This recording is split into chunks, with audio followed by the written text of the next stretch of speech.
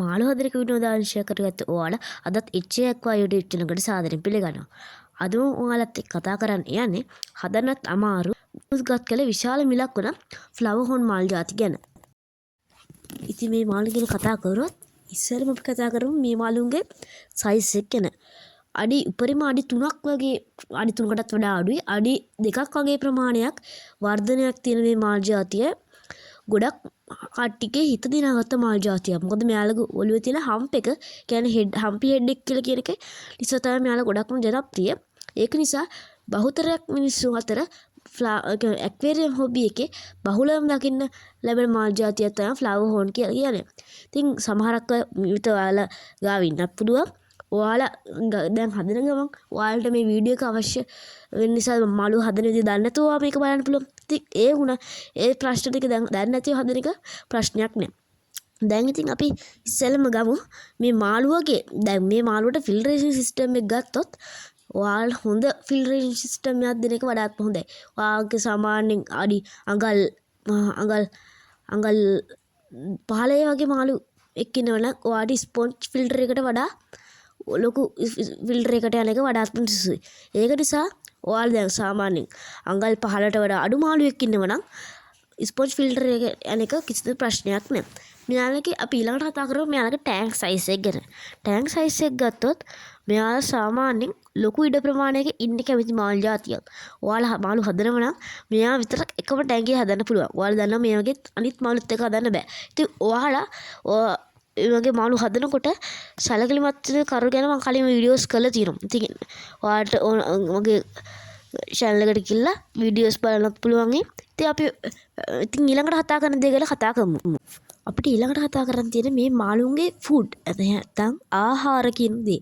ඉතින් මේ මාළුන්ට ආහාර ගත්තොත් ඔයාට සාමාන්‍ය පොඩි කාලේදී මෙයාට ඔයාගාව ඉන්න සාමාන්‍ය ඔයාගා කඩින් ගන්න මාළු දෙන්න පුළුවන්. කියන්නේ අපි ආහාරයට ගන්න කඩින් ගන්න මාළු දෙන්න පුළුවන්. ඉතින් ඒ නැත්තම් ඔයාට normal පැලට් එක දෙන්න පුළුවන්. එහෙම නැත්තම් මොකද හැමදාම මාළු දෙන්න බැරි නිසා.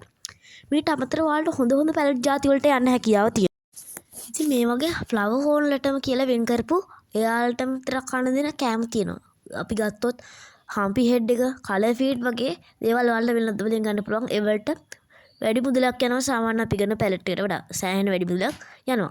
ඉතින් මීට අමතරව ගත්තොත් මට මේ මාළුව ගැන කතා කරොත් උත්තර කතා කරන්න තියෙන ටැංක් සයිස් එක මට ඊළඟට දැන් කතා කරන්න තියෙනවා. ඒකත් මේ ත්‍රිම කියන්න.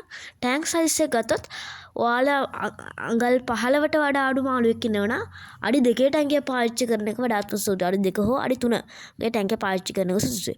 මීට අමතරව ගත්තොත් ඉතින් මට ෆ්ලවර් හෝන් එක කතා කරන්න තියෙන්නේ මට අවශ්‍ය ටික ඔයාලට මූලික වෙන්න ඕන ටික මම කිව්වා ෆිල්ටර් ඒවත් ටිකත් එක්ක. ඉතින් ඔයාලට තව ඔයාලට ප්‍රශ්නයක් වෙච්ච ෆ්ලවර් හෝන් ගැන තියෙන දේවල් දැන් ඔයාලට මේක නෙවෙයි ෆ්ලවර් හෝන් වලට හදන ලෙඩ අන්න ඒ වගේ ගත්තොත් අන්න ඒ වගේ ලෙඩවල් තියෙන නිසා මම වෙනම වීඩියෝ එකකින් ගේන්නම්.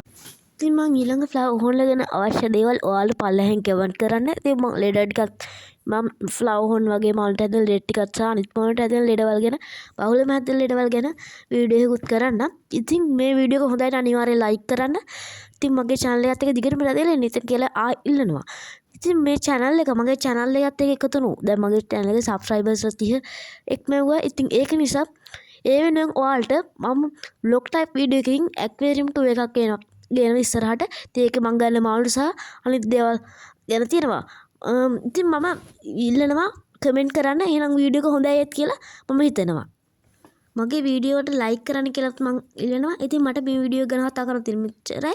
වීඩියෝ එක හොඳ නම් අනිවාර්යෙන් ලයික් කරන්න, කමෙන්ට් කරන්න, ඔයාගේ යාළුවන්ට බලන්න ෂෙයා කරන්න. ඉතින් මගේ channel එක හොඳයි නම් subscribe කරන්න.